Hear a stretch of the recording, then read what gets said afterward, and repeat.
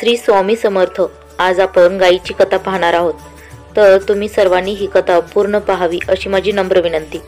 भीती गरिबी ही कथा जाळून खाक करेल आणि तुमच्या मुलांवरचे संकटे टळेल. जो व्यक्ती शेवटपर्यंत ही कथा ऐकेल त्याला त्याच्या मनातील इच्छित फळ मिळते आणि स्वतः स्वामींचा आशीर्वाद त्याच्या पाठीशी असतो आणि माता लक्ष्मी त्याच्यावर प्रसन्न होतात. म्हणून तुमच्या जीवनात कधी अन्नधान्याची कमतरता नसते आणि घरात पैशाची कमी राहणार नाही. म्हणून ही कथा मध्येच सोडू नका, नाहीतर पाप लागेल आणि इच्छित फळ ही मिळत नाही. त्याआधी अशाच कथा पाहण्यासाठी आपल्या मराठी कथा या यूट्यूब चॅनलला लाईक, शेअर अँड सबस्क्राईब करा.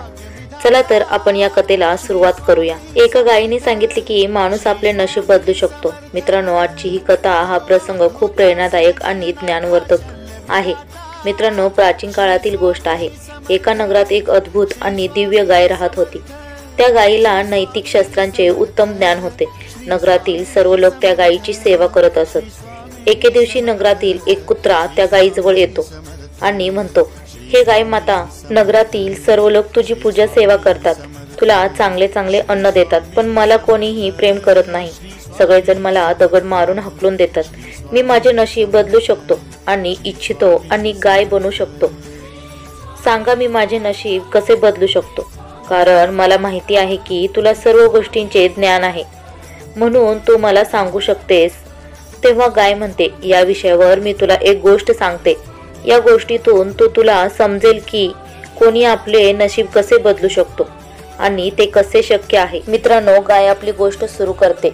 गाय सांगते की काही काळापूर्वीची ही गोष्ट आहे. एका छोट्याशा खेड्यात सोमेश नावाचा एक साधा शेतकरी राहत होता. त्याचे जीवन अत्यंत गरिबी आणि अडचणींनी भरलेले होते. सोमेशला 3 मुले होते आणि तो आपल्या कुटुंबाचा उदरनिर्वाह करण्यासाठी खूप मेहनत करत होता.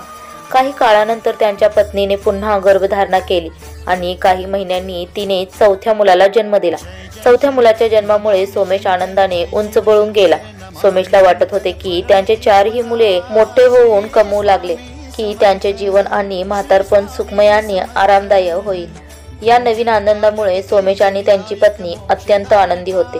जेव्हा शेजारी पाजारी लोकांना हे कळले की त्यांच्या घरी पुन्हा मुलाचा जन्म झालाय, तेव्हा नातेवाईकांनी शेजारी त्यांचे अभिनंदन करण्यासाठी त्यांच्या घरी आले. सगळीकडे आनंद साजरा होत होता आणि सोमेशच्या घरी आनंदाचे वातावरण पसरलं होतं. याच दरम्यान त्यांच्या दारावर एक प्रसिद्ध संत भिक्षा मागण्यासाठी आले. महात्मोजींनी दारावर उभे राहून भिक्षेसाठी आवाज दिला. त्या दिवशी सोमेशच्या घरी मोठा शुभ प्रसंग होता. त्यामुळे जेव्हा त्याने दारावर संतांना पाहिले तेव्हा तो ताबडतोब बाहेर गेला. साधू महाराजांना पाहून त्याने आदरपूर्वक म्हणाले, गुरुदेव, आज आपण माझ्या घरी या शुभ दिवशी आले आहात. हे माझ्यासाठी सौभाग्याचे आहे. कृपया घरात येऊन काही जलपान घ्या आणि माझ्या नवजात मुलाला तुमचे आशीर्वाद द्या. मित्रांनो, असे म्हणतात की जेव्हा सोमेशने त्या सिद्ध साधू महाराजांना वारंवार घरात येण्यासाठी विनंती केली, तेव्हा महात्मा त्यांच्या प्रार्थनेला दुर्लक्ष करू शकले नाहीत. शेवटी सोमेशच्या विनम्र आग्रहाला मान देत ते त्यांच्या घरी आले. सोमेश आणि त्यांच्या पत्नीने साधू महाराजांचे खूप आदर आणि श्रद्धेने स्वागत केले. त्यांनी साधूंना घरात बसवले आणि उत्तम भोजन दिले. साधू महाराजांनी ते भोजन शांतपणे ग्रहण केले. भोजन संपल्यानंतर सोमेशने आपला आनंद व्यक्त करत साधू महाराजांना विनम्रतेने सांगितले, गुरुदेव, हा माझा नवजात पुत्र आहे. कृपया याला असे आशीर्वाद द्या की त्यांच्या जीवनात कधीही कोणतेही दुःख, संकटे किंवा अडचण येऊ नये. साधू महाराजांनी जेव्हा मुलाला आशीर्वाद देण्यासाठी आपला हात वर गेला आणि त्याच्याकडे पाहिले, तेव्हा त्यांनी नजर मुलाच्या हातावरील एका खास खुणेवर थांबली. त्या खुणेला पाहता साधू महाराज एकदम विचारात पडले. हे पाहून सोमेश थोडा चिंतित झाला. त्याने थोड्या घाबरलेल्या स्वरात विचारले, महात्माजी, काय झाले? माझ्या मुलाला पाहून तुम्ही काही गंभीर विचारात पडला आहात का? कृपया मला सत्य सांगा. सगळे ठीक आहे ना? साधू महाराज स्मित हास्य करत म्हणाले, बेटा, चिंता करायची काही गरज नाहीये. सर्व काही कुशल आहे. तुमच्या घरी हा बालक अत्यंत शुभ वेळेत जन्माला आलाय. त्याच्या हातावर जी खास खूण आहे तो संकेत करतो की हा मुलगा खूपच भाग्यवान आहे. भविष्य काळात त्यांच्या जीवनात राजयोग लिहिलेला आहे. एक दिवस हा बालक मोठा होऊन या नगरचा राजा बनेल. साधूंच्या या शब्दांनी सोमेश अचंबित झाला. त्याने विचारले, महाराज हे कसे शक्य आहे? एक गरीब शेतकऱ्याचा मुलगा राजा कसा बनू शकतो? हे माझ्या अकलनाच्या बाहेर आहे. साधू महाराजांनी सोमेशला शांतपणे समजावले आणि म्हणाले, बेटा, या जगात सर्व काही ईश्वरच्या इच्छेने शक्य आहे. तुमच्या मुलाने आपल्या मागील जन्मात नक्कीच काहीतरी असे पुण्यकर्म केले असतील ज्यामुळे त्याला या जन्मात राजपाठाचा वरदान मिळाले. हा बालक आपल्या नशिबाने एक दिवस महान बनेल. मित्रांनो, महात्मा पुढे सोमेशला समजावत म्हणाले, बेटा, जेव्हा तुमचा मुलगा तरुण होईल आणि विवाह योग्य वयात पोहोचेल तेव्हा त्याने त्याचे लग्न या नगरच्या राजाची एकुलती एक मुलगी सोबत होईल. लग्नानंतर राजाचे संपूर्ण धनसंपत्ती, वैभव आणि राजसत्ता तुमच्या मुलाच्या ताब्यात येईल. हे मी काही आनंदाने म्हणत नाहीये, तर मी हे स्पष्टपणे या बालकाच्या भाग्यरेषेमध्ये पाहू शकत आहे. महात्माजींच्या या भविष्यवाणी ऐकल्यानंतर सोमेश आणि त्यांची पत्नी अतिशय आनंदी झाले. त्यांना वाटले की त्यांच्या घरी साधारण बालकाचा नाही तर भविष्याच्या एका महान राजाचा जन्म झालाय. त्यांच्या मनात आनंदाला पारावर उरला नाही. हळूहळू या घटनेची चर्चा संपूर्ण गावात पसरली. प्रत्येक जण याबद्दल आश्चर्य करत होता की एक गरीब शेतकऱ्याचा मुलगा आणि कसा काय एके दिवशी नगरचा राजा बनेल. दूरदूरच्या गावांमधूनही लोक आता सोमेशच्या घरी येऊ लागले, कारण त्यांना त्या भाग्यशाली बालकाचे दर्शन घ्यायचे होते, ज्याबद्दल इतकी अद्भुत भविष्यवाणी करण्यात आली होती. दुसरीकडे ज्यांच्याबद्दल महात्माजींनी भविष्यवाणी केली होती की त्यांच्या मुलीचे लग्न सोमेशच्या मुलाशी होईल, तो राजा एका दिवशी जंगलात शिकार करण्यासाठी गेला आणि राजासोबत काही सैनिकांचाही ताफा होता. राजा जंगलात शिकार शोधत इकडे तिकडे भटकत होता. अचानक त्यांच्या नजरेस एक सुंदर आणि चपळ हरिण पडले. हरिण दिसताच राजाने आपल्या घोड्याला वेगाने त्याच्या दिशेने पळवले आणि त्याला पकडण्यासाठी जोरात पाठलाग करू लागला. राजा हरिणाच्या मागे खूप दूरवर गेला, मात्र जंगल खूपच दाट आणि गुंतागुंतीचे होते, त्यामुळे राजासोबत असलेले सैनिक हळूहळू मागे पडले. राजाने खूप वेळ त्या हरणीचा पाठलाग केला, पण तो शिकार करण्यात अपयशी ठरला. जंगलच्या गडद भागात हरिण अचानक गायब झाला आणि राजा त्याला शोधू शकला नाही. मित्रांनो, हरिणाचा पाठलाग करताना बराच वेळ गेला होता आणि राजा जंगलात खूप लांबवर गेला होता. या प्रदीर्घ प्रवासामुळे त्याला खूपच धान लागली होती आणि त्याचा घसा पूर्णपणे कोरडा पडला होता. पाण्याच्या शोधात त्याने चारही दिशांना नजर फिरवली, पण घनदाट जंगलात कुठेही पाण्याचा स्रोत दिसला नाही. आपली तहान भागवण्यासाठी राजाने घोड्यावर सुवार घेतला होऊन पुढे जाण्याचा निर्णय घेतला. थोड्या अंतरावर त्याला एक गाव दिसले. ते हे गाव होते जिथे सोमेश नावाच्या शेतकऱ्याचे घर होते आणि जिथे अलीकडेच एका भाग्यवान मुलाचा जन्म झाला होता. जसजसे राजा त्या गावाजवळ पोहोचला, त्याची नजर एका साध्या झोपडीवर पडली. झोपडीच्या बाहेर एक सिद्ध साधू महाराज स्थानस्थ स्थितीत बसले होते.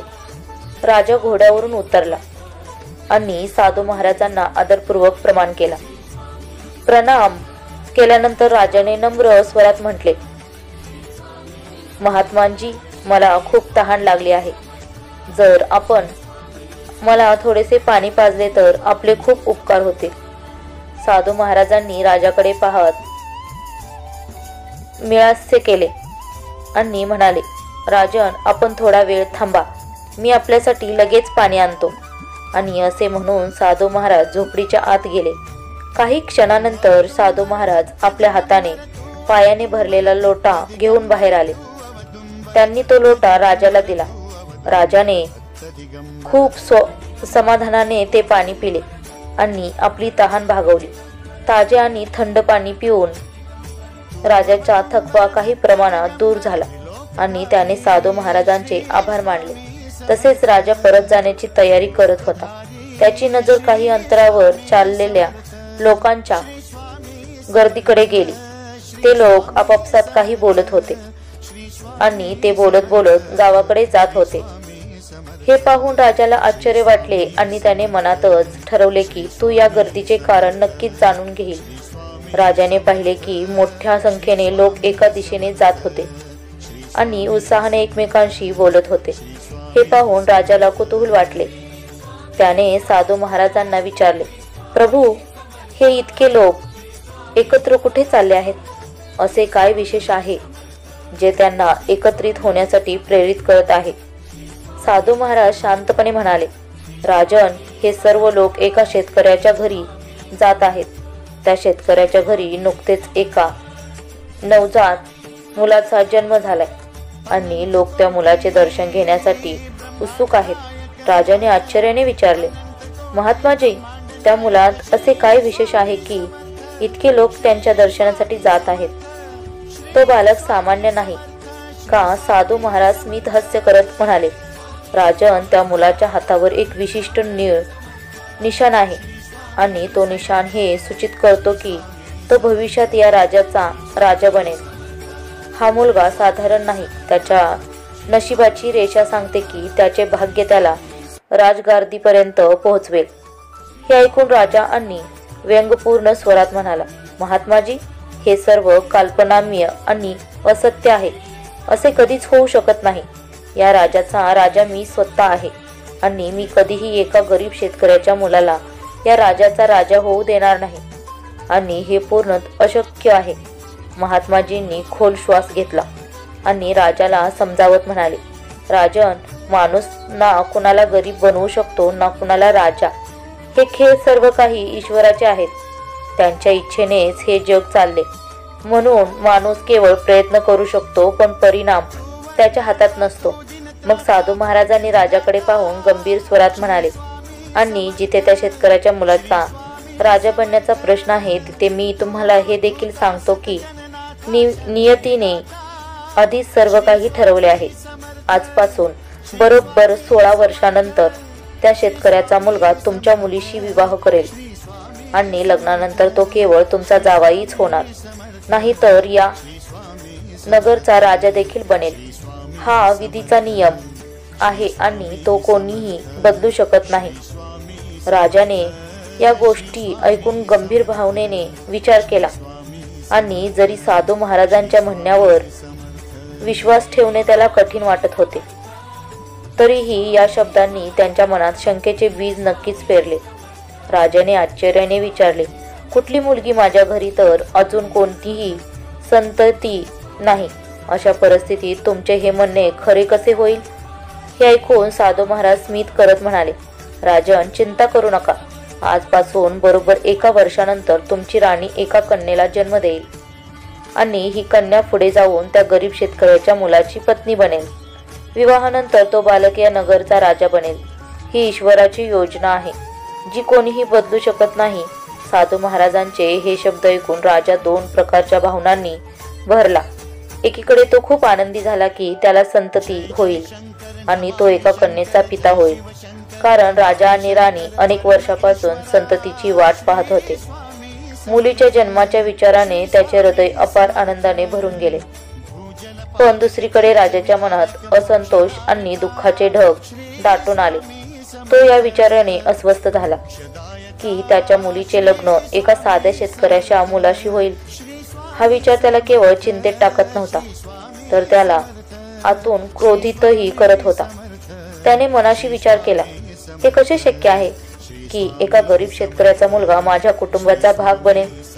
तो माझ्या जावाई बनण्याचे स्वप्नही पाहू शकत नाही. मी असे काहीच होऊ देणार नाही. काही वेळ राजाने या विचारात गमावली. तो राग आणि संभ्रमात अडकला होता. त्यानंतर त्याने साधू महाराजांना म्हटले, महात्माजी, मी तुमच्या भविष्यांचा आदर करतो पण ही गोष्ट मी स्वीकारू शकत नाही. माझ्या मुलीचे लग्न एका सामान्य शेतकऱ्याच्या मुलाशी कधीच होऊ शकत नाही.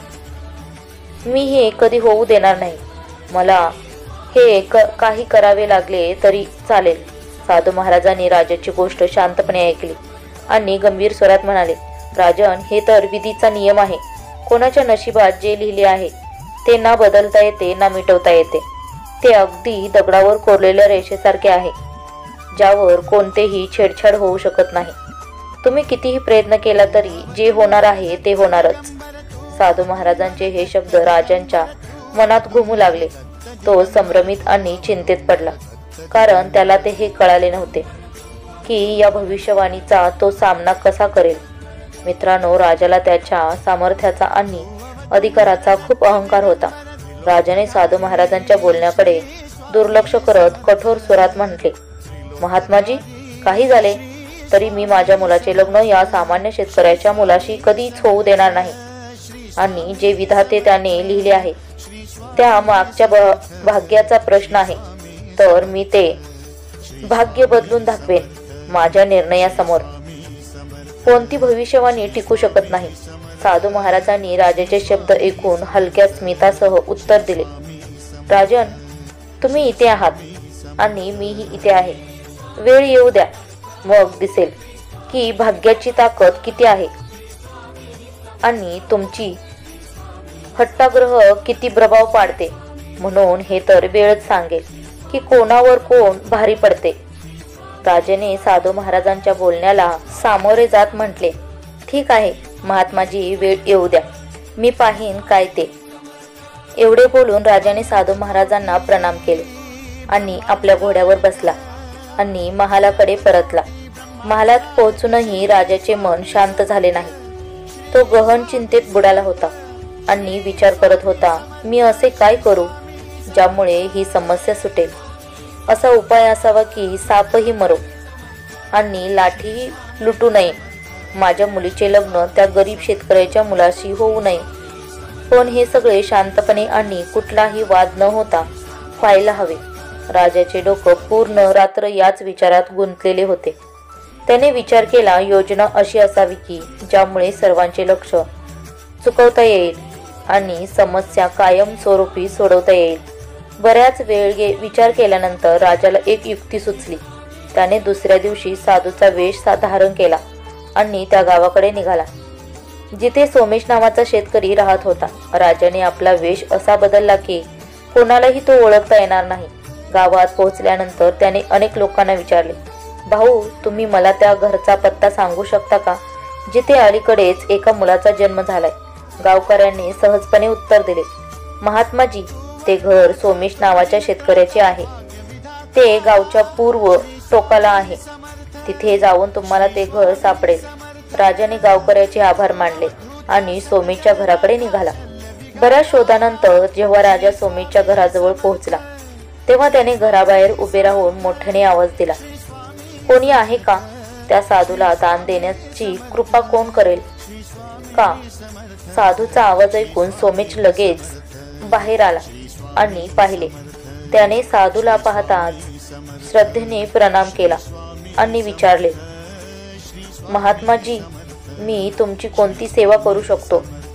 साधू, जो प्रत्यक्षात राजा होता, त्याने गंभीर स्वरात उत्तर दिले, मी खूप दूरवरून आलो आहे. तू मला काही दान देऊ शकशील का?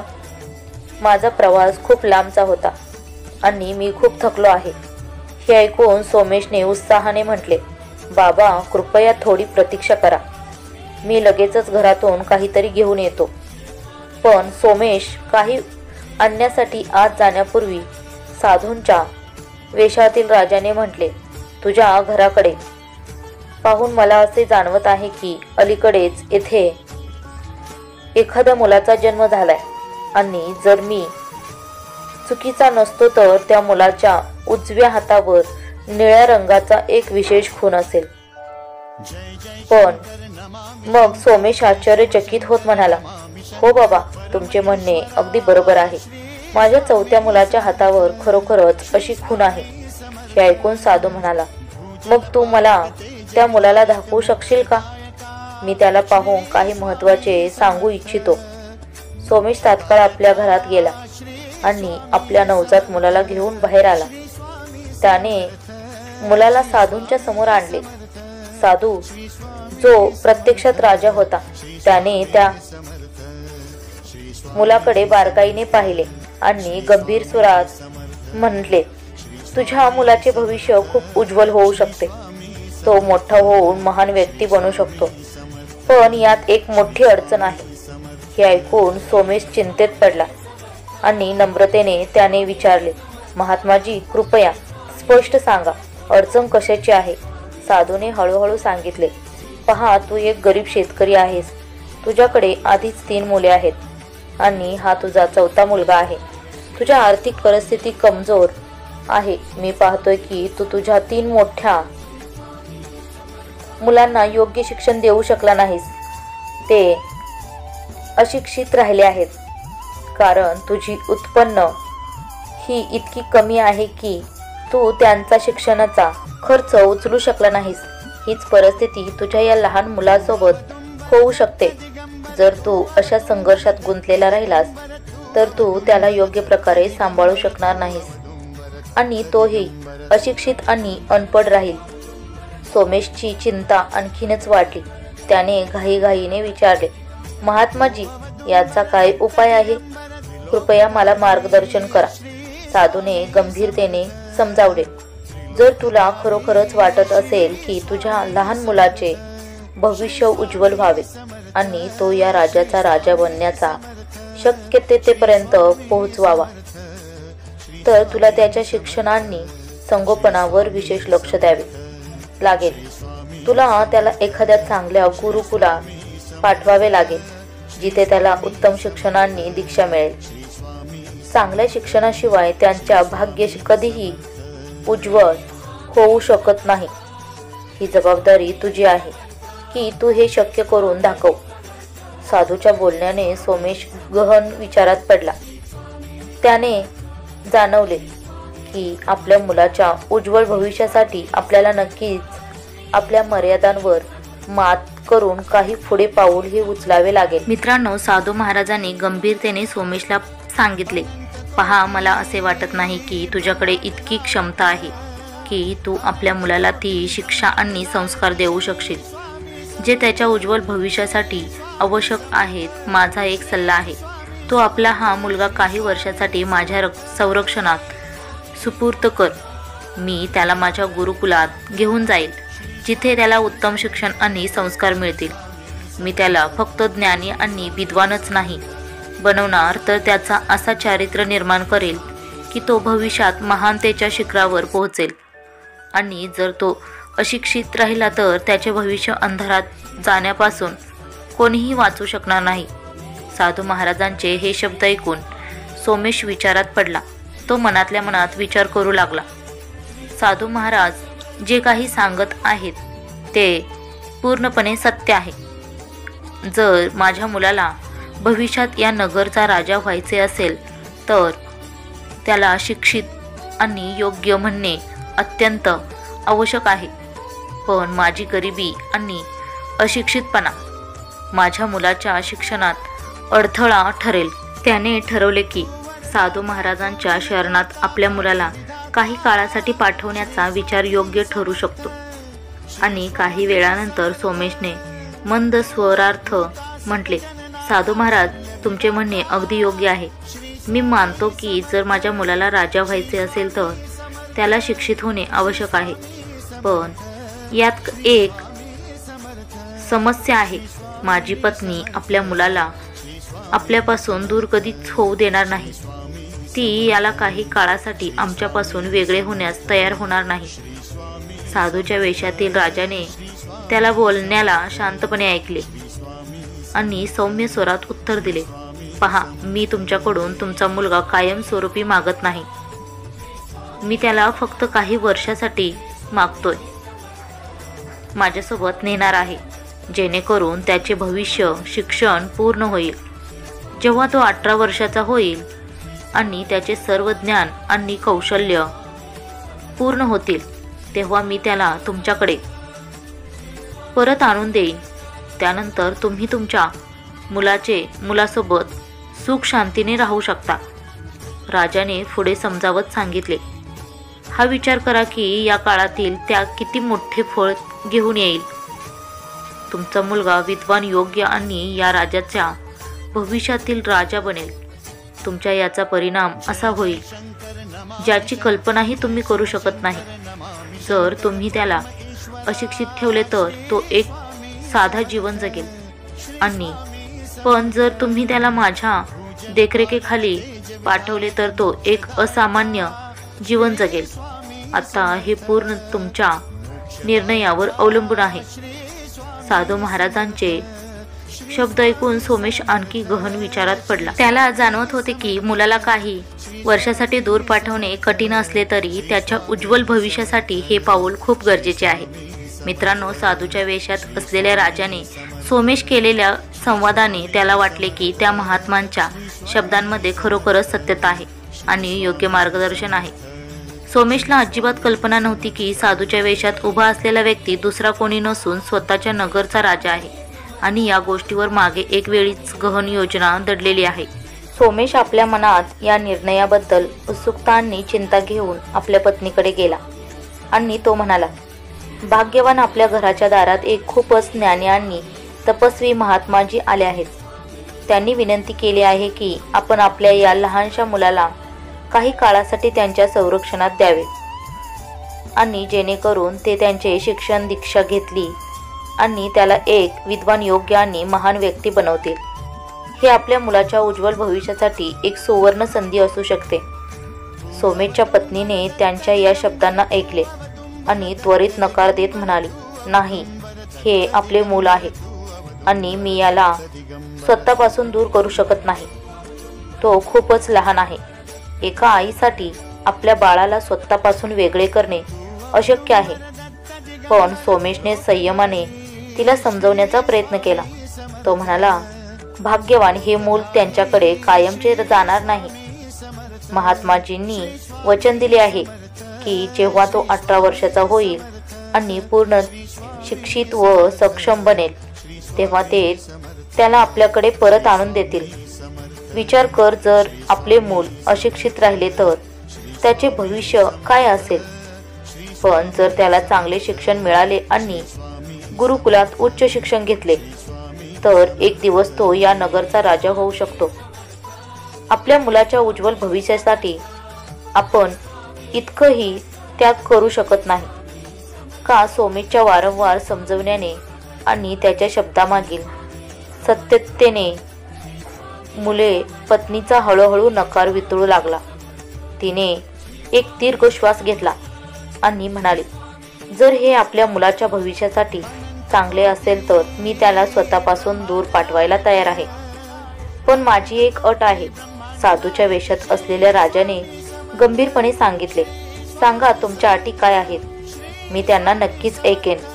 सोमेशची पत्नी ठामपणे म्हणाली, जेव्हा आमचा मुलगा 18 वर्षाचा होईल आणि त्याचे शिक्षण पूर्ण होईल तेव्हा तुम्ही त्याला आम्हाला परत करावे लागेल आणि आम्ही आमच्या मुलाला तुमच्याकडे त्यावेळेस देऊ शकतो जेव्हा तुम्ही आमच्या या अटीला मान्य कराल. राजा, जो आधीच या परिस्थितीसाठी तयार होता, लगेच सहमती दर्शवताना म्हणाला, तुमच्या या अटीला मी पूर्णपणे स्वीकारतो. मी वचन देतो की जेव्हा हा बालक 18 वर्षाचा होईल तेव्हा मी त्याला तुमच्याकडे परत करीन. तोपर्यंत मी त्याला माझ्या गुरुकुलात शिक्षित करून त्याला योग्य आणि महान बनवेल. आता सोमेश आणि त्यांची पत्नी दोघेही आपल्या मुलाला साधूच्या वेशात असलेल्या राजाला देण्यासाठी तयार झाले. त्यांच्या मनात मुलाच्या उज्ज्वल भविष्यासाठी आशा होती, पण आईची ममता आणि पित्याची चिंता त्यांच्या चेहऱ्यावर स्पष्ट दिसत होती. त्यांनी राजाला बार बार सांगितले, कृपया या मुलाची चांगली काळजी घ्या आणि त्याला अशा प्रकारे घडवा की तो फक्त आमचा नाही तर संपूर्ण नगरचा गर्व होईल. मित्रांनो, राजा जो ब्राह्मणाच्या वेशात चांगल्या प्रकारे लपला होता तो म्हणाला, आता विलंब करू नका. तुमचा पुत्र माझ्या हवाली करा. मी त्यांची काळजी तुमच्यापेक्षा जास्त चांगल्या प्रकारे घेईन आणि त्याला एक महान व शिक्षित व्यक्ती नक्कीच बनवेल.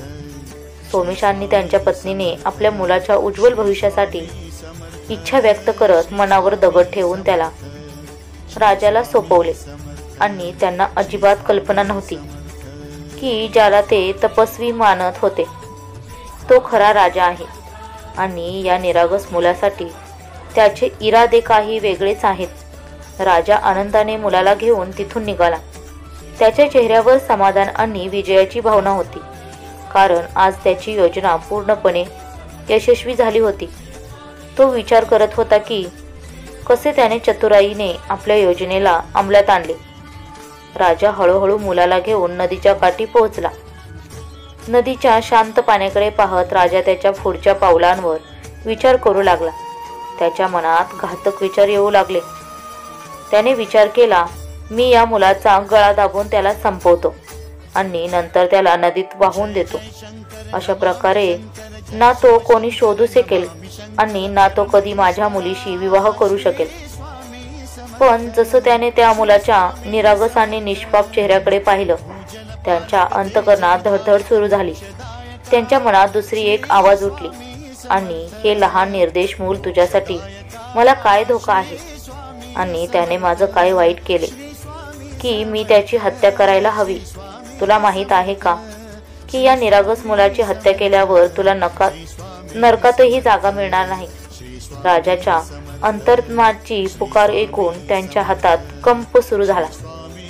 त्यांच्या मनात एक गडबड झाली आणि त्याने त्या मासूस मुलाला दाखवण्याचा धाडस केला नाही आणि त्याने विचार केला नाही की या मुलाची हत्या करू शकत नाही, पण मला काहीतरी असं करावं लागेल जेणेकरून हा मुलगा नेहमीसाठी माझ्या मुलीच्या भाग्यापासून बाहेर पडेल आणि मी माझ्या योजनेत यशस्वी होईल.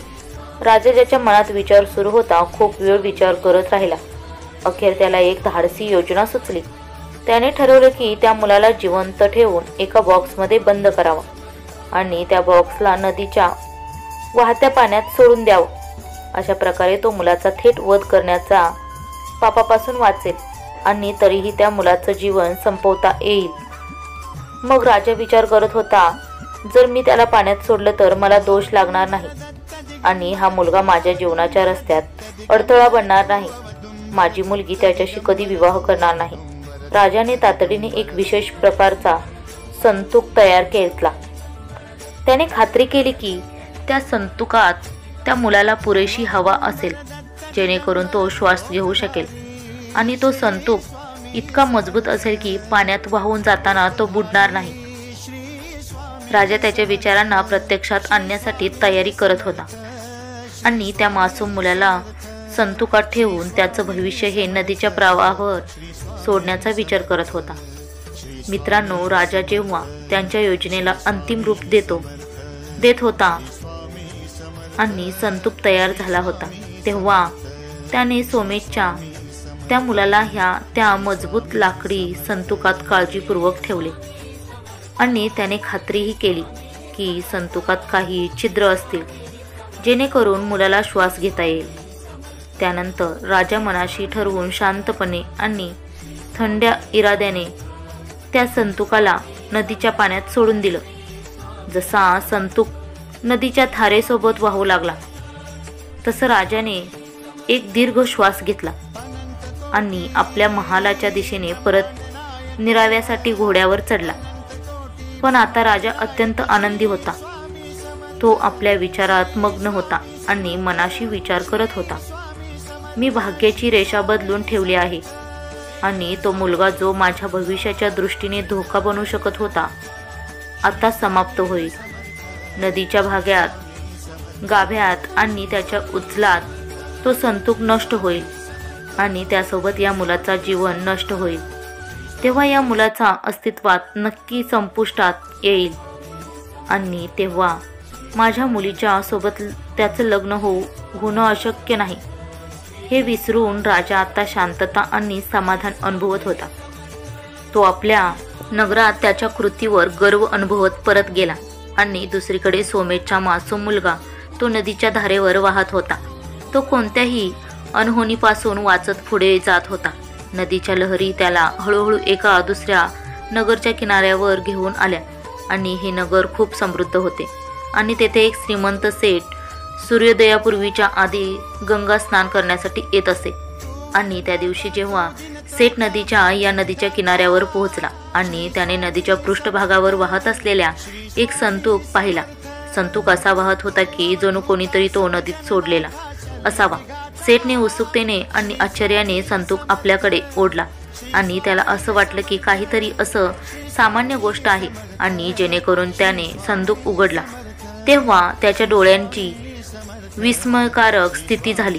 संतुकात आत त्याने एक लहान बालक पाहिलं आणि जे आरामात झोपलेलं होतं. मुलगा शांत होता, जणू त्याला या विचित्र स्थितीचा काहीही अंदाज नाही. सेठ अत्यंत आनंदित झाला आणि त्याने लगेचच त्या मुलाला आपल्या छातीवर घेतलं आणि त्याच्या निरागसतेचे आणि सुंदरतेचे निरीक्षण करू लागला. त्याच्या मनात विचार आला, मी रोज गंगा नदी स्नान करण्यासाठी येतो. कदाचित ही माँ गंगेची कृपा आहे की त्यांनी मला हा अनमोल भेट दिलाय आणि माँ गंगा इतकी दयाळू आणि कृपाळू आहे की त्यांनी मला हा लहान मुलगा झोळीत दिलाय. म्हणून हे निश्चितपणे माझ्या पुण्यकर्माचा परिणाम आहे.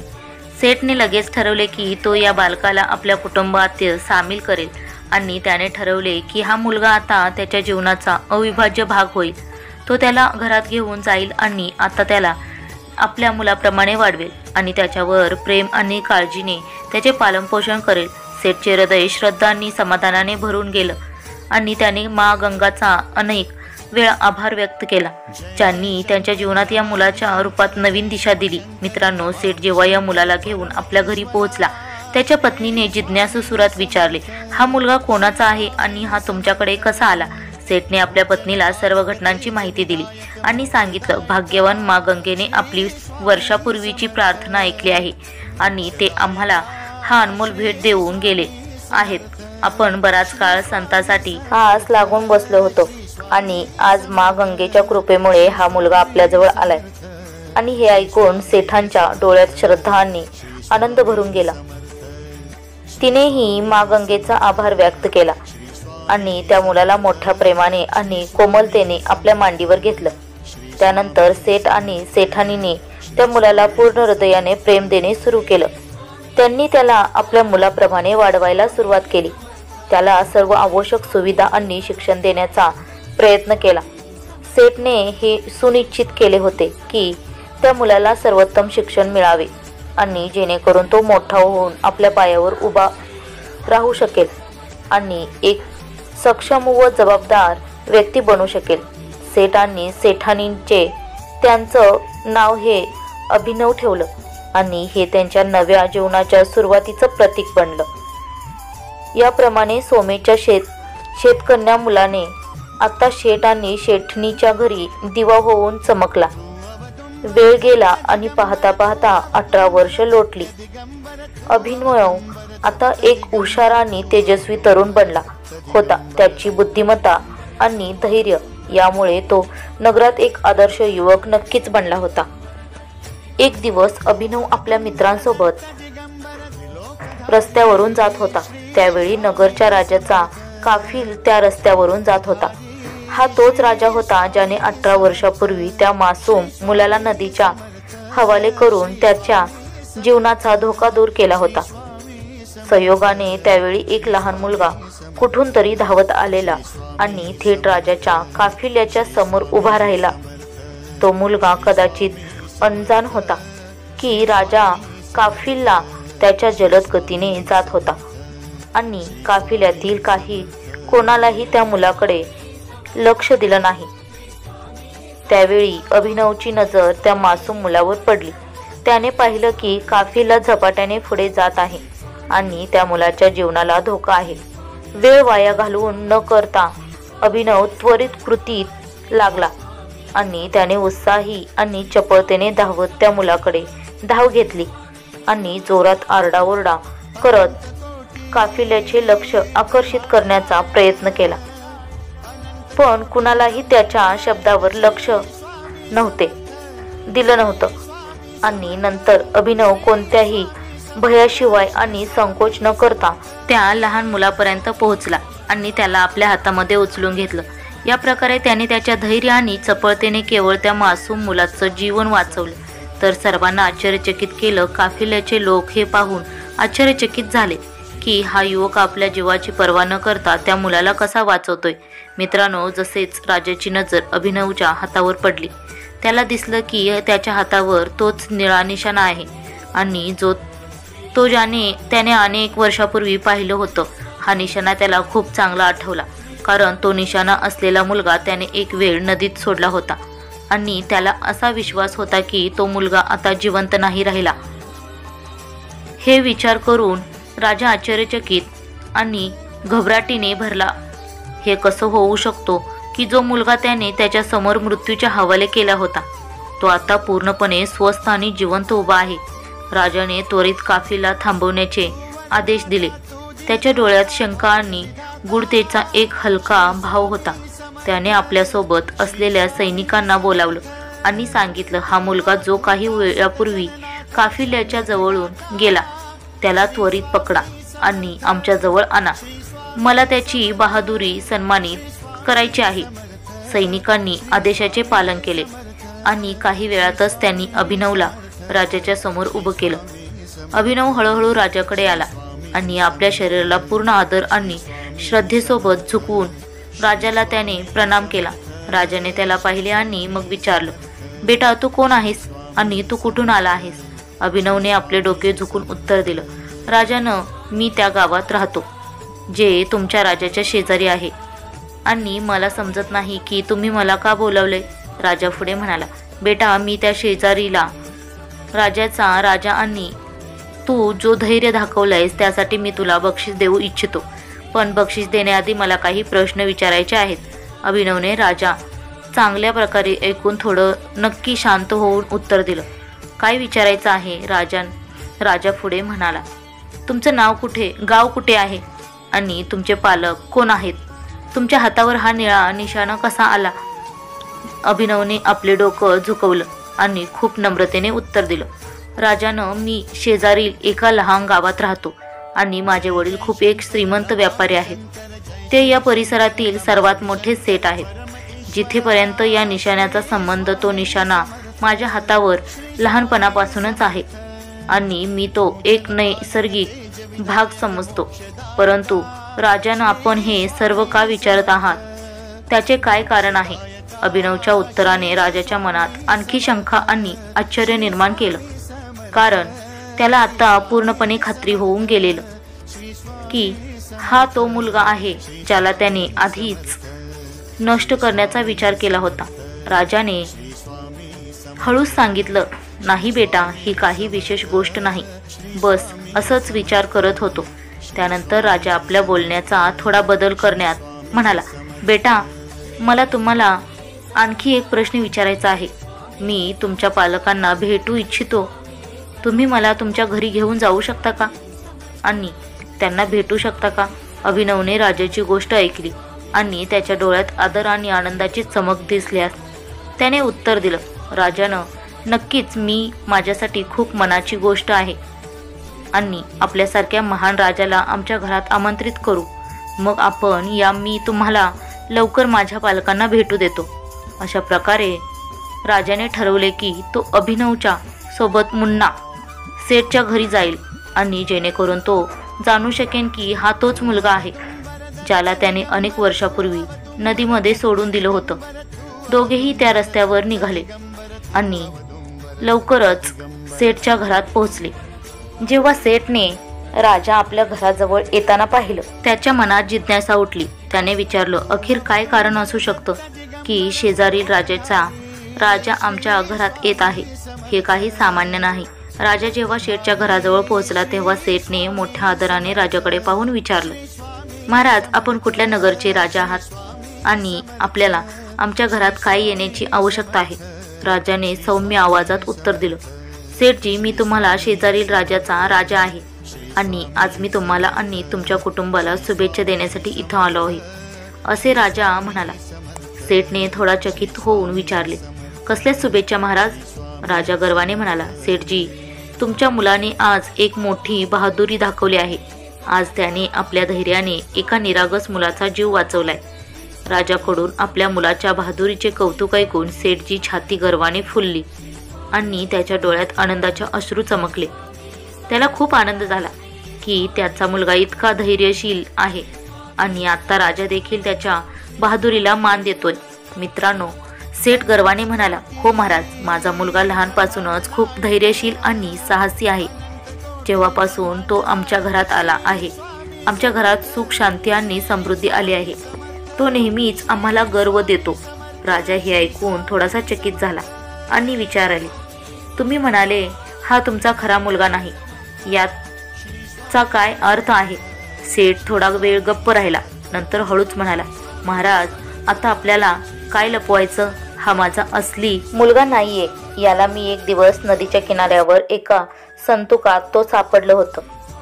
आणि राजाच्या डोळ्यात आश्चर्याची लहर उमटली आणि त्याने लगेचच समजून घेतलं की हा तोच मुलगा आहे ज्याला त्याने काही वर्षापूर्वी नदीत सोडून दिलं होतं. हे लक्षात घेतल्यावर राजा थोड्या काळासाठी घाबरतो आणि चिंता यामध्ये अडकला. आणि काही वेळ शांत राहिल्यावर राजा गहिऱ्या विचारांमध्ये बुडल्याने म्हणाला, सेठजी, तुमच्या मुलाची बहादुरी मला खूप प्रभावित केली आहे. त्यांच्या धैर्यामुळे मला हे जाणवले की मला माझ्या मुलीची रक्षा करण्यासाठी कशा धाडसी मुलांची आवश्यकता आहे. जर तुमची परवानगी द्याल तर मी तुमच्या मुलाला माझ्या राज्यात नोकरीसाठी घेऊन इच्छितो. सेठच्या डोळ्यात आनंद आणि गर्व झळला आणि त्याने लगेच उत्तर दिलं, हे तर माझ्यासाठी गर्वाची गोष्ट असेल की माझा मुलगा तुमच्यासारख्या महान राजाजवळ काम करेल आणि मी पूर्णपणे त्यासाठी तयार आहे. सेठच्या सहमतीनंतर राजा एक पत्र लिहिण्याचा निर्णय घेतो. त्याने काही वेळ पत्र तयार केले. नंतर ते पत्र एका लिफाफ्यात ठेवले आणि त्यावर त्याची मोहर व सही केली. आणि राजा पत्र तयार केल्यानंतर अभिनवला म्हणाला, बेटा, मी आता एक महत्त्वाच्या कामासाठी दुसऱ्या राज्यात जात आहे. तू या पत्र घेऊन माझ्या राज्यात जा आणि ते महाराणीला दे. चिठ्ठी वाचल्यानंतर महाराणी तुला नोकरीवर घेईल. अभिनवने राजाचे शब्द ऐकले आणि श्रद्धेने डोकं झुकवलं. तो तयार होता आणि तो जाणता होता की ही संधी त्याच्या जीवनासाठी किती महत्त्वाचा आहे. आणि मित्रांनो, जेव्हा राजाने अभिनवला पत्र दिलं त्यानंतर तो आपल्या काफिला घेऊन पुढे गेला आणि मार्गावर व्यस्त झाला. दुसरीकडे अभिनव राजाच्या नगरीकडे जात होता. जाताना तो एक घनदाट जंगलात पोहोचला. जंगल इतकं घनदाट होतं की त्याला रस्ता गमावण्यात वेळ लागला नाही. आपल्या गोंधळलेल्या मनामुळे त्याने अजाणतेपणे दुसऱ्या दिशेने वळले आणि हा मार्ग डाकूंच्या अड्ड्याकडे नेत होता. अभिनवच्या डोळ्यांनी एक झोपडी दिसली आणि पाहिली आणि तिचं रूप पाहून त्याच्या मनात विचार आला की नाही, आज रात्री इथेच आराम करून घ्या. जंगलात रात्र घालवण्यापेक्षा ही झोपडी चांगली ठरेल असा विचार करून तो हळूहळू झोपडीकडे चालू लागला. जेव्हा तो झोपडीच्या आत पोहोचला तेव्हा तिथलं दृश्य पाहून तो थक्क झाला. झोपडी बाहेरून अतिशय तुटलेली आणि साधी दिसत होती, पण आतलं दृश्य आनंद वेगळं होतं. झोपडीमध्ये जिने बनवलेली होती आणि त्या जिन्यावर चढल्यावर एका आलिशान महालात पोहोचता येत होतं. अभिनवने हे दृश्य पाहून विचार केला की हे काय रहस्य असू शकते. जिन्याद्वारे तो महालापर्यंत पोहोचला आणि तिथे त्याला एक वृद्ध स्त्री दिसली जी रखवाली करत होती. जेव्हा वृद्ध स्त्रीने अभिनवला पाहिलं तेव्हा ती आश्चर्यचकित झाली आणि बोलली, बेटा, तू कोण आहेस आणि कुठून आलास? इथे बिना परवानगी कसा आला? अभिनवने आपली यात्रा आणि मार्गाच्या गोंधळाची पूर्ण कथा वृद्ध स्त्रीला सांगितली. त्याने सांगितले की तो राजाच्या महालाकडे जात होता, पण मार्ग चुकला आणि आता इथे पोहोचला. त्याने विनंती केली की कृपया मला इथे एक रात्र थांबण्याची परवानगी द्या. मी वचन देतो की सकाळी होताच मी तिथून निघून जाईन. वृद्ध स्त्रीने त्याची गोष्ट शांतपणे ऐकली आणि मग म्हणाली, बेटा, तुमचा इथे थांबण्याला मला काहीही विरोध नाही, पण तुम्हाला माहिती नाही की तुम्ही ज्या ठिकाणी उभे आहात ते डाकूचा अड्डा आहे आणि जर त्यांनी जाणलं की इथे अनोळखी माणूस आला आहे तर ते तुम्हाला जिवंत सोडणार नाहीत. इथे थांबणं खूपच धोक्याचं होऊ शकतं. मित्रांनो, अभिनवने वृद्ध स्त्रीला उत्तर दिलं, माझ्या मते रात्री उशिरा झालाय आणि आता जंगलात पुढे जाणं खूपच धोकादायक वाटतंय. इतक्या रात्री मी कुठे जाईन? तसेच मी पूर्णपणे मार्ग चुकलोय. जर मी बाहेर जायला प्रयत्न केला तर जंगलातील प्राण्यांनी मला शिकार बनवू शकतात. अशा परिस्थितीत तुमच्याच हातात माझं भविष्य आहे. अभिनवच्या विनंती आणि चिंता ऐकून वृद्ध स्त्रीचं हृदय हरळलं आणि तिला त्या मुलावर दया आली. तिने अभिनवला तिथे रात्री थांबण्यासाठी परवानगी दिली. काही वेळानंतर डाकू त्यांच्या अड्ड्यात परतले. जसंच की त्या डाकूंनी झोपडीच्या कोपऱ्यात झोपलेले अभिनव पाहिला त्यावर त्यांची नजर गेली आणि ते वृद्ध श्रीकड प्रश्न विचारू लागले. एक डाकू विचारतो, अम्माजी, हा मुलगा कोण आहे आणि हा आमच्या अड्ड्यावर काय करत आहे? वृद्ध श्रीने शांतपणे उत्तर दिलं, बेटा, हा एक अत्यंत नेक दिलाचा मुलगा आहे. तो राजाकडून एक संदेश घेऊन राजमहालात जात आहे आणि तो बेरोजगार आहे आणि कामाच्या शोधात तो गोंधळलेला होता आणि गडबडीत इथे आला आहे. पण डाकूंची शंका अजूनही पूर्णपणे मिटली नव्हती. दुसऱ्या डाकूने सांगितले, तुम्ही किती भोळी आहात. तुम्ही तो कोण आहे हे न ओळखता त्याला इथे येऊ दिलं. जर कोणी आमची राजाला माहिती दिली तर आम्हाला मोठं संकट येईल. त्यानंतर दुसऱ्या डाकूने सांगितले, थांबा, मी याची तपासणी करतो. बघतोय हा राजाचा गुप्तचर तर नाही ना. असं म्हणत तो सोडलेल्या अभिनवच्या जवळ जाऊन त्याची तपासणी करू लागला. जसं त्याने अभिनवची तपासणी केली, त्याच्या खिशातून राजाकडून दिलेली पत्रिका बाहेर पडली, ज्यावर राजाचा शिक्का आणि हस्ताक्षर होतं. डाकूने पत्रिका सावधपणे उघडली आणि वाचायला सुरुवात केली. मित्रांनो, पत्रिका वाचून डाकू हैराण होऊन म्हणाला, अरे हे काय आहे. आपल्या राजाचा राजा खूप घाणेरडा आणि नीच आहे. वृद्ध श्रीने आश्चर्यचकित होऊन विचारलं, बेटा, पत्रिकेत असं काय लिहिलं आहे जे तुमच्या राजाला नीच ठरवतं. डाकूने उत्तर दिलं, आजी, या पत्रिकेत लिहिलं आहे की जेव्हा हा मुलगा तुमच्याकडे पोहोचेल आणि ही पत्रिका तुम्हाला देईल तर तुम्ही त्याचा वध करून मारून टाका आणि हे काम माझ्या येण्याआधी पूर्ण झालं पाहिजे. बाकीचे प्रश्न मी तुम्हाला नंतर सांगतो, असं त्यात लिहिलं होतं. वृद्ध श्रीच्या चेहऱ्यावर राग दिसला आणि ती म्हणाली, हा राजा खरंच खूप दृष्ट आहे आणि जो एका निरागस मुलाला मारायचा आदेश देत आहे तो फक्त संदेश आणण्यालाच नाही तर मला देखील धोका देत आहे. वृद्ध श्रीच्या मनात एक विचार आला की तिला या मुलाला कुठल्याही किमतीवर वाचवायचं आहे. ती डाकूंना म्हणाली, तुम्ही पत्रिका बदलून द्या. मी जाणते की आपल्या राज्यात एक राजकुमारी आहे जिचं नाव शिवानी आहे. त्याने तुम्ही पत्रिकेत लिखाण बदलून त्यात 20 शब्द शिवानीच्या विवाहाच्या संदर्भात बदलून द्या आणि या प्रकारे राणी समजेल की तिला आपली मुलगी शिवानी याचा विवाह या मुलाशी करावा लागेल. डाकूने वृद्ध श्रीच्या गोष्टीला मान्यता दिली आणि त्याने पत्रिकेत बदल केला. 20चा शब्द शिवानीच्या विवाहासाठी बदलला आणि पत्रिका पुन्हा लिफाफ्यात ठेवून सोडलेल्या अभिनवच्या खिशात घालून दिली. आणि हे डाकूने सर्व खूप काळजीपूर्वक केलं जेणेकरून कुणीही त्याचा हा खोटा खेळ ओळखू नये. त्यानंतर डाकूने जेवण केले आणि त्याच्या अड्ड्यावर परत जाऊन चोरीसाठी बाहेर गेला. दुसऱ्या दिवशी सकाळ झाली आणि वृद्धश्रीने अभिनवला उठवून सांगितले, बेटा, आता सकाळ झाली आहे.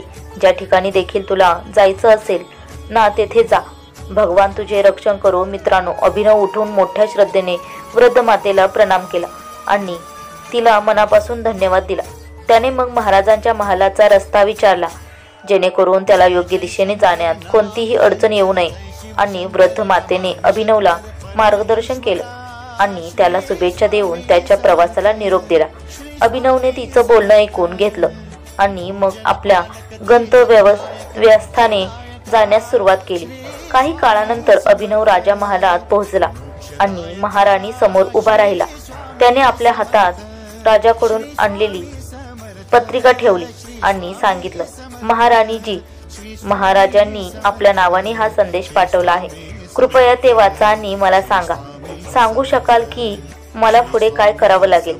महाराणीने पत्रिका उघडली आणि वाचन सुरू केलं. त्यात लिहिलं होतं, हा मुलगा जो ही पत्रिका घेऊन आलाय, तुम्ही लगेचच त्याचा विवाह राजकुमारी शिवानी सोबत करा आणि कार्य माझ्या येण्यापूर्वी होणं आवश्यक आहे. बाकीचे प्रश्न मी परत येऊन समजावतो. पत्रिका वाचून महाराणीच्या मनात अनेक प्रश्न आले. ती विचार करू लागली, महाराज, या मुलासाठी अशी कोणती विशेषता पहिली की त्याला आपल्या राजकुमारीशी विवाह करण्याचा आदेश दिला. शेवटी राजकुमारी शिवानीचा विवाह एका अनोळखी मुलाशी कसा होऊ शकतो. पण जेव्हा तिने पत्रिकेवर राजाचे हस्ताक्षर आणि शिक्क्यांना पाहिलं आणि हे देखील वाचलं की राजा नगर परत आल्यानंतरच तिच्या प्रश्नांची उत्तरे देईल, तेव्हा महाराणीला परिस्थिती समजून घेण्यासाठी वेळ मिळाला. महाराणीने लगेचच पंडिताला बोलावलं आणि त्याला पत्रिकेबद्दल सांगितलं. पंडिताच्या सल्ल्यानुसार महाराणीने राजाच्या आदेशाचे पालन करत अभिनव आणि राजकुमारी शिवानीचा विवाह घडून आणला. अशा प्रकारे अभिनवने राजकुमारी शिवानीशी विवाह केला आणि आनंदाने राजा महालात राहू लागला. त्याने महालात शांती आणि सुखाने आपलं जीवन व्यतीत केलं. जणू काही एक स्वप्न सत्य झालं असं वाटत होतं. मित्रांनो, काही दिवसांनी राजा त्यांच्या सर्व कामना पूर्ण करून आपल्या राज्यात परत आला. तो खूप आनंदित होता आणि त्याला असं वाटत होतं की जसं त्याने ठरवलं होतं. तो मुलगा महालात पोहोचताच राणी त्याला विष देऊन मारून टाकेल. राजा विश्वास ठेवत होता की त्याने घेतलेला निर्णय योग्य होता आणि आता त्याने आपल्या नशिबाच्या लिहिलेल्या गोष्टीला नष्ट केलं. पण जसंच राजा महालात पोहोचला आणि त्याने पाहिलं की अभिनव त्याच्या राजगादीवर बसलेला होता. त्याचे हृदय वाऱ्यासारखे उडाले. राजा त्याला पाहून चकित झाला. त्याला काही समजलं नाही की हे कसं होऊ शकतं, कारण त्याने त्या मुलाला राणीकडे पाठवलं होतं जेणेकरून ती त्याला विष देऊन मारून टाकेल. पण इथे तर सर्व परिस्थिती उलटी होती. राजाला हे जाणून घेण्यासाठी आणखी आश्चर्यचकित वाटलं की ज्याला त्याने स्वतःच्या हातांनी मरण देण्याचा आदेश दिला होता तोच मुलगा आता त्याची मुलगी राजकुमारी शिवानीशी विवाह करतोय आणि तोच मुलगा आहे. त्याचं नाव साधू महाराजांनी आधीच भविष्यवाणी केली होती. हे पाहून राजाचा राग इतका वाढला की तो संतापाने तडफडत होता. आता त्याला आपल्या पत्नी महाराणीवर खूप राग आला, कारण राणीने त्याच्या आदेशाचं पालन केलेलं नव्हतं. राजाने राणीला रागाने विचारलं, जेव्हा मी तुम्हाला सांगितलं होतं की त्या मुलाला विष देऊन मारून टाका, तर तुम्ही त्याचं लग्न आपल्या मुलीशी कसं केलं? राजाची बोलणी ऐकून राणी थोडी घाबरली आणि शांत आवाजात उत्तर दिलं, महाराज, मी जे काही केलं ते तुम्ही सांगितलेल्या आदेशानुसार केलं. यात माझी काही चूक नाही. राणीचं उत्तर ऐकून राजा आणखी भडकला आणि त्याने तिला त्वरित पत्रिका आणण्याचा आदेश दिला. राणी घाबरून पत्रिका घेऊन आली आणि राजाने त्याला उघडून वाचलं आणि पत्रिकेत जे लिहिलं होतं ते वाचून राजाच्या डोळ्यात आश्चर्य चमकले. त्यात त्याला अपेक्षित असं काहीच लिहिलं नव्हतं. त्यात काही वेगळंच होतं आणि आत्ता राजा पूर्णपणे परिस्थिती समजलाय. मित्रांनो, राजा आता पूर्णपणे रागाने भरला होता आणि त्याने आपल्या सैनिकांना जोरात आवाज देऊन सांगितलं, जाऊन त्या मुलाला पकडून लगेच माझ्यासमोर आणा. सैनिकांनी राजाच्या आज्ञेचे तात्काळ पालन केलं आणि काहीच वेळात त्यांनी अभिनवला पकडून राजासमोर आणलं. राजाचा चेहरा रागाने लाल झाला होता आणि तो ओरडून म्हणाला, तुम्ही इतकी हिंमत कशी केली की तुम्ही माझ्या मुलीशी विवाह केला? तुम्ही मला फसवलंय आणि फसवण्याची शिक्षा या राज्यात फक्त मृत्यू आहे. राजा रागाने म्हणाला, आता तुम्ही मारण्यासाठी तयार व्हा. मी तुम्हाला माझा जावाई कधीच मानणार नाही. तुम्ही एक गरीब शेतकऱ्याचं मूल आहात आणि तसंच गरीब राहणार आहात. आता मी पाहतो तुम्ही या राजाचा राजा होण्याचं स्वप्न कसं पूर्ण करता. राजाचं वचन ऐकून अभिनव शांतपणे उत्तर देत म्हणाला, महाराज, तुम्ही काय सांगत आहात? तुम्ही म्हणत आहात की मी तुम्हाला फसवले आणि वारंवार त्या शेतकऱ्याच्या मुलाची गोष्ट करत आहात. पण तुम्हाला माहिती आहे की मी कोणत्याही शेतकऱ्याचा मुलगा नाही, तर एका सेठचा मुलगा आहे. अभिनवचं उत्तर ऐकून राजा आणखी रागाने म्हणाला आणि भरला आणि तो म्हणाला की तुम्ही मला तुमच्या बोलण्यात अडचणीत पाडून मला मूर्ख बनवू इच्छिता, पण आता मी तुमच्या बोलण्यात येणार नाही. आजचा दिवस तुमच्या आयुष्यातला शेवटचा दिवस असेल. असं म्हणत राजा त्याची तलवार मान मधून बाहेर काढतो आणि ती तयार करतो. राजाच्या हातात तलवार पाहून राजकुमारी शिवानी तात्काळ पुढे आली आणि वडिलांसमोर उभी राहून ठामपणे म्हणाली, बाबा, ज्यावर तुम्ही तलवार चालवणार आहात तो माझा पती आहे आणि त्याला मारण्यापूर्वी तुम्हाला मला मारावे लागेल. त्याच वेळी राजमहालात आक्रोश माजला होता आणि सैनिक धावत धावत राजाकडे गेला आणि त्याने सांगितले, महाराज, एक महात्मा आपल्या दरवाजावर आले आहेत आणि ते ताबडतोब आपल्याशी भेटू इच्छित आहेत. राजा काही वेळ विचार करत असतानाच त्याने आदेश दिला, ठीक आहे, त्यांना आत आणा. सैनिकाने ताबडतोब आदेशाचे पालन करत महात्माजींना राजांकडे आणले. राजाने महात्माजींना प्रणाम केला आणि विनम्रपणे विचारले, महात्माजी, तुम्ही आमच्या राज्यात कोणत्या उद्देशाने आले आहात? महात्माजींनी शांत आवाजात उत्तर दिलं, राजानं, मला वाटतं तुम्ही मला ओळखलं नाही. राजा आश्चर्यचकित आणि चक्रावलेला म्हणाला, आपण कोण आहात आणि माझ्याशी भेटायच्या काय कारण आहे? महात्माजींनी अत्यंत शांतपणे आणि विनम्रपणे उत्तर दिलं, राजानं, मी तोच महात्मा आहे ज्याने 18 वर्षापूर्वी एक महत्त्वपूर्ण प्रसंगावर आपल्याला भेट दिली होती. त्याच वेळी मी आपल्या पुत्रीचा विवाहाबद्दल एक भविष्यवाणी केली होती, ज्यात मी सांगितलं होतं की जेव्हा आपली मुलगी तरुण होईल तेव्हा तिचा विवाह एक गरीब शेतकऱ्याच्या मुलाशी होईल. तेव्हा तुम्ही म्हटले होते की तुम्ही राजा आहात आणि तुम्ही कोणतीही गोष्ट बदलू शकता. पण आता बघा राजन, जे नियतीत लिहिलेलं होतं तेच होणार आहे आणि आता तुम्ही या तरुणाच्या जीवाबद्दल चिंता करत आहात. ते सर्व व्यर्थ आहे. शब्दांनी राजा चांगल्याच प्रभावाखाली आला आणि त्याला समजले की त्याच्या सर्व प्रयत्नांचे काहीच उपयोग होणार नाही. राजाने क्रोधाने आपली तलवार म्यानमध्ये घालून दोन्ही हात जोडले आणि महात्माजींच्या समोर उभा राहिला. त्याने म्हटलं, गुरुदेव, आपण जे सांगत आहात ते अगदी खरं आहे. आपण खरं आहे योग्य होता, कारण कोणीही दुसऱ्याच्या भाग्याशी खेळू शकत नाही. जे काही कोणासाठी लिहिलं आहे ते त्याला मिळणारच आहे. आता मला हे समजलं आहे की मी भाग्याच्या समोर पराभूत झालो आहे. महात्माजींनी शांतपणे राजाला उत्तर दिलं, राजन, भाग्यापासून कोणीही जिंकू शकत नाही. त्यामुळे आता तुम्ही निरर्थक चिंता सोडून द्या आणि या युवकाला तुमचा जावाई म्हणून स्वीकारा, कारण हे सर्वांसाठी सर्वोत्तम असेल. आणि नंतर तुम्ही तुमचा राजपाट सोडून माझ्या शिष्य होऊन जा, कारण खरे सुख फक्त ईश्वराच्या भक्तीत आहे. राजा महात्माजींच्या शब्दांना स्वीकारत आपले सर्व राजपाट अभिनवला दिलं आणि महात्माजींसोबत जीवनाच्या खऱ्या सुखाच्या शोधात जंगलाकडे निघाले. आता अभिनव, जो पूर्वी एका शेतकऱ्याचा मुलगा होता, राजाचा राजा बनला आणि सुखाने शांतीत आपलं जीवन व्यतीत करू लागला. मित्रांनो, ही कथा त्या गायीने त्या कुत्र्याला सांगितली आणि कुत्र्याला हे समजलं की भाग्याला बदलता येतं नाही, आपलं सत्य मार्ग अनुसरून योग्य कर्म करून आपलं भाग्य सुधारता येतं आहे. पण जे विधात्याने एकदा लिहून ठेवले आहे ते बदलता येत नाही. कितीही प्रयत्न केला तरी ते बदलता येणार नाही, हे मात्र त्रिवार सत्य आहे. मित्रांनो, ही गायीची कथा तुम्हाला कशी वाटली कमेंट करून कळवा. आणि नवीन असाल तर आपल्या चॅनलला लाईक, शेअर अँड सबस्क्राईब करायला विसरू नका. आणि कमेंट बॉक्समध्ये जाताना श्री स्वामी समर्थ असं लिहायलाही विसरू नका. धन्यवाद.